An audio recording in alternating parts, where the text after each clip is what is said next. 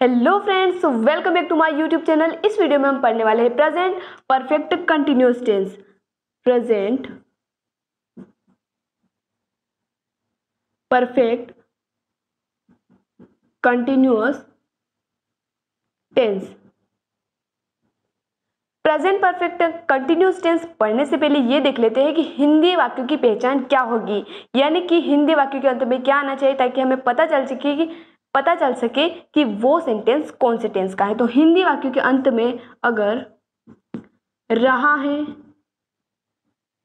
रही है, रहे हैं जैसे शब्द अगर आते हैं तो वो सेंटेंस कौन से टेंस का होगा? प्रेजेंट परफेक्ट कंटिन्यूअस टेंस का। लेकिन अब आप बोलोगे कि ये तो हमने प्रेजेंट कंटिन्यूअस टेंस में भी पढ़ा था कि रहा, रही, रहे हैं आदि शब्द आते हैं तो प्रेजेंट कंटिन्यूअस टेंस होगा। तो फिर इसमें और उसमें डिफरेंस क्या है?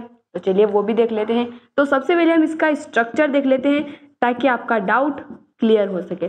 स्ट्रक्चर इसका होता है, सबसे पहले हम जानते हैं किसी भी सेंटेंस में सबसे पहले क्या आता है?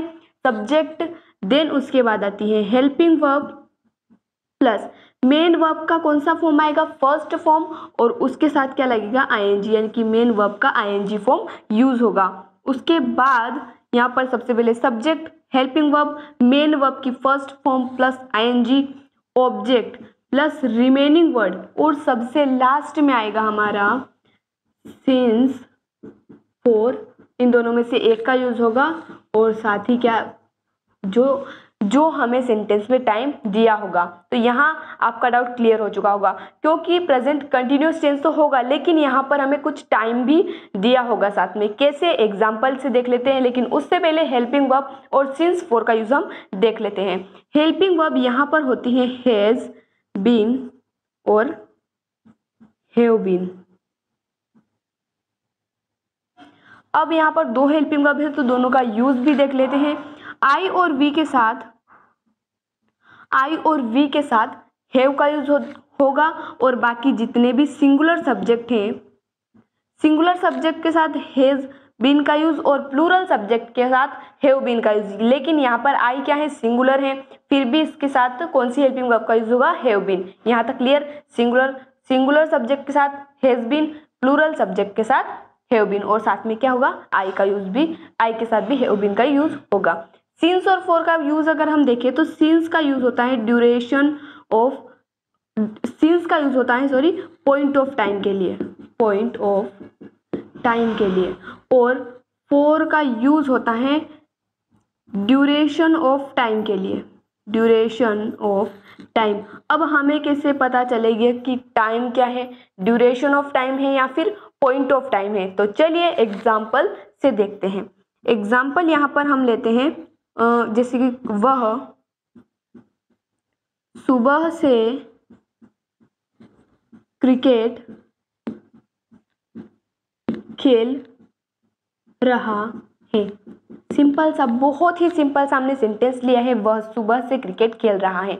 रहा है आ गया यानी कि प्रेजेंट कंटिन्यूअस टेंस, और साथ में हमें टाइम भी दिया हुआ है। तो ये कौन सा टेंस हो जाएगा? Present perfect continuous tense. तो चलिए अकॉर्डिंग टू स्ट्रक्चर हम इसको बनाना स्टार्ट करते हैं। सबसे पहले हमारा सब्जेक्ट खेल रहा है यानी कि हमारा क्या आएगा? ही आएगा। ही क्या है? सिंगुलर सब्जेक्ट है, और सिंगुलर सब्जेक्ट के साथ कौन सी हेल्पिंग वर्ब का यूज होगा? Has been. He has been.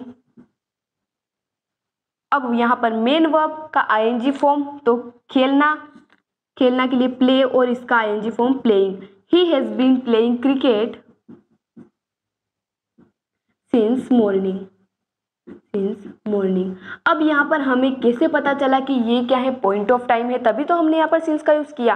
क्योंकि जब भी यहाँ पर पॉइंट ऑफ टाइम हमें ऐसे पता करना है कि जैसे कि ड्यूरेशन ऑफ टाइम क्या होता है? अंतराल, यानी कि जैसे कि ड्यूरेशन ऑफ टाइम यानी कि फोर का यूज हम करेंगे। जैसे अगर सेंटेंस में आता है 2 घंटे, 2 दिन, तो वो क्या है? एक ड्यूरेशन ऑफ टाइम है, यानी कि 2 दिन कोई से भी हो सकते हैं, 2 घंटे भी कोई से हो सकते हैं। लेकिन पॉइंट ऑफ टाइम यानी कि हमारे पास यहाँ पर फिक्स पॉइंट ऑफ टाइम है कि सुबह क्या है? सुबह। जैसे कि कल रात आपने सिक लीव के एप्लीकेशन में भी देखा होगा, I have been suffering from fever, तो सिंस लास्ट नाइट, तो उसमें भी क्या होता है? सिंस का यूज होता है, क्योंकि लास्ट नाइट यानी कल रात। इस प्रकार से अगर हमें पॉइंट ऑफ टाइम दिए हो तो हमें क्या यूज करना है? सिंस का यूज करना है। इस सेंटेंस को नेगेटिव बनाने के लिए after the first word of helping word we will put not.